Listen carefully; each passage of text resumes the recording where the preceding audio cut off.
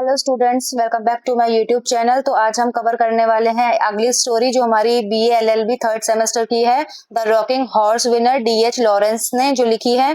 तो आइए समझते हैं इस कहानी को। तो ये कहानी शुरू होती है इंग्लैंड से, ठीक है। The rocking horse winner DH Lawrence की एक प्रसिद्ध स्टोरी है। इसकी मुख्य कहानी एक छोटे लड़के पॉल और उसकी माँ के इर्द गिर्द घूमती है। पॉल की माँ अपने परिवार की आर्थिक स्थिति से हमेशा असंतुष्ट रहती थी। उसे लगता था कि उनके पास पर्याप्त पैसा नहीं है। घर में एक अजीब सी आवाज जैसे हमेशा सुनाई देती थी, there is must be more money.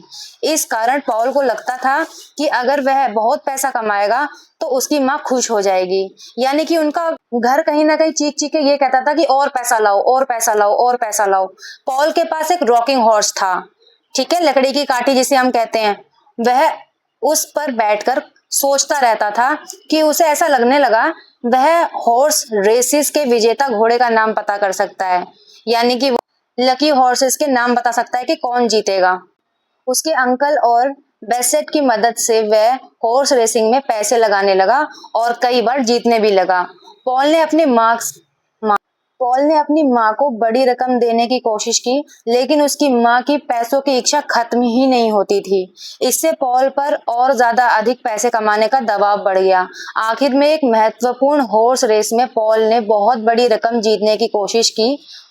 वह अपने रॉकिंग हॉर्स पर बहुत देर तक झूलता रहा और मानसिक तथा शारीरिक रूप से बेहद कमजोर हो गया। उसने सही घोड़े की भविष्यवाणी की, लेकिन रेस जीतने के बाद भी उसकी हालत गंभीर हो गई।